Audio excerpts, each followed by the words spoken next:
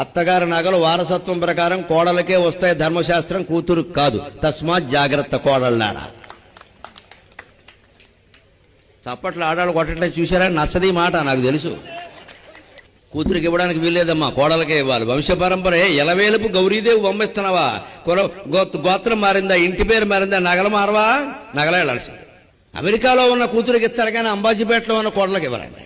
పైగా ఇంట్లో ఎక్కడో పెట్టి ఈ రహస్యాలు ఆవిడకి చెప్తారు ఫోన్ చేసి, నువ్వు చూసుకోయే. వంకర బుద్ధులమ్మా, ఇవన్నీ మార్చుకోవాల్సిందే. నాకేం మొహమాటం వెళ్ళా, మళ్ళీ పిలవకపోయినా మంచిదే. నేను నిజమే చెబుతాను.